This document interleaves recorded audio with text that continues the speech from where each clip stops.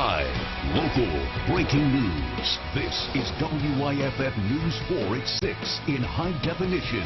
First tonight, there's a live look from our Hilton Greenville Skycam. Familiar scene this week. Storms all across the Carolinas and Georgia, and tonight there is some damage to cover. In fact, look here. This is some of the aftermath from yesterday's weather. We found these images on YouLocal. This is near downtown Greenville, near BB&T. And this picture is of Pelham Falls in Greenville County. The photographer says lightning hit this tree. Chief Meteorologist John Sesrich joins us. John, tell us about today's round of storms. Yeah, you know, Carol and Michael, the environment is not conducive for the severe thunderstorms with the damaging winds, not as much as yesterday or even the day before, which is good news.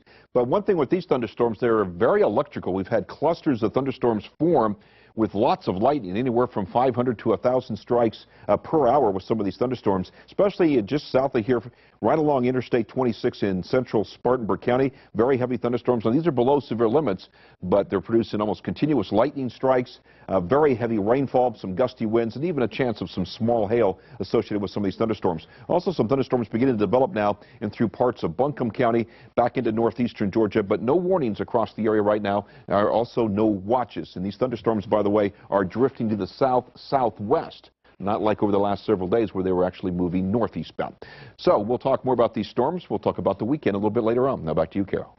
John, thank you. And, of course, you can monitor the weather even when John is not on air. Follow our radar and live Super Doppler 4 HD on WYFF4.com or our mobile app. Get WYFF4 on the go. Now to a woman claiming she was held captive for 2 days. Tonight she is free, and because of all this, a man is in the Greenville County Jail right now. WYFF News 4's Nigel Robertson joins us here. Nigel, what happened? Well, Michael, deputies arrested Justin Anderson. He's charged with kidnapping, attempted murder, criminal domestic violence of a high and aggravated nature, and pointing and presenting a firearm.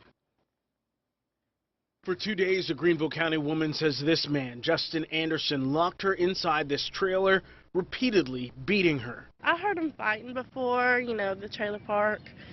It's just, you really can hear everything. Deputies say Anderson had the home locked from the inside. So what she had to do was when he finally fell asleep, she was able to climb out a window and go to a neighbor's house and call 911. She reportedly escaped with her 3-year-old child. Neighbors say they can't believe all this happened so close. Very scary. It actually makes you look at the neighborhood that you're staying in, wondering, is it going to be like this all the time? We're told once deputies arrived and surrounded the home, they made contact with Anderson and he turned himself in.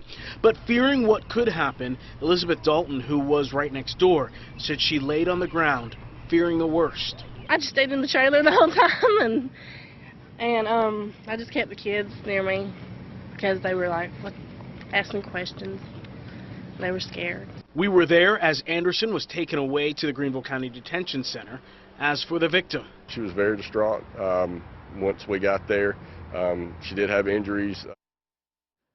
Justin Lee Anderson did have a bond hearing this afternoon. He's being held at the detention center on no bond. Michael? Nigel, thank you. 16 years in prison is the sentence for a man convicted of molesting a child. 53-year-old Keith Tate was found guilty of criminal sexual conduct with a minor.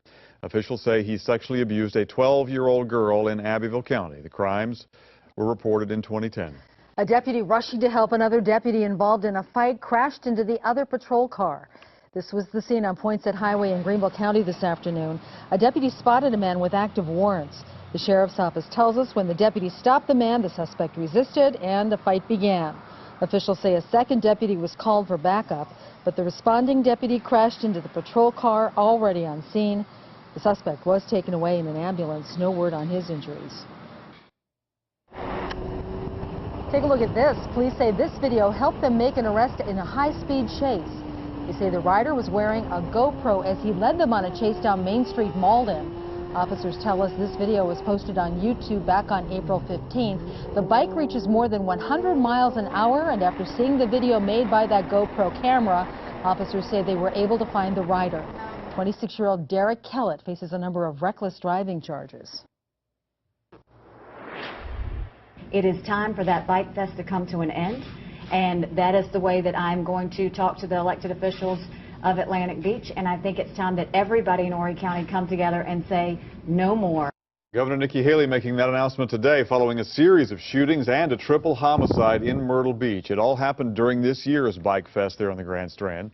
WYFF News 4's Mike McCormick talked with an upstate sheriff who was very close to all that mayhem. Law enforcement in Myrtle Beach reaches out to other agencies in South Carolina asking for help. Well, this year the Union County Sheriff and a canine unit went down. It was their first time working that biker rally and maybe their last. It's dangerous for law enforcement. It's dangerous for people to attend. This is a picture Union County Sheriff David Taylor took as he was working Bike Fest last weekend. You got 20% of the people causing 80% of the problem. In 48 hours, there were 8 shootings. I was glad I had my bulletproof vest on. Sheriff Taylor was helping arrest a man. He was walking down the street and a pistol fell out of his pants. When gunfire came from a popular motel on Ocean Boulevard. We were on the block where the shooting happened. We heard the gunshots. 3 people died in that shooting. People were running, just chaos. Sheriff Taylor was assigned to traffic control. He took this picture as vehicles were trying to get away from the area. He was also nearby when another shooting happened that day. In their situation, it's going to get where people are not going to want to go down there and work in that environment. The sheriff says he hasn't made a decision about helping next year if the event happens. I would probably go back and work it myself before I'd send some of my own people down there to do it. I would feel responsible for anybody that I sent down there that got hurt, and that's very possible. At this point, Bike Fest 2015 has already been scheduled for next May. Mike McCormick, WYFF News 4, Union County. Police say someone stole the American flag and the South Carolina state flag that were outside the Spartanburg downtown airport. It happened between Wednesday afternoon and Thursday morning. Investigators say it appears that the thief cut the rope on the flagpole in front of the terminal building to get the flags. Both of them have since been replaced. The airport is working to add more security features.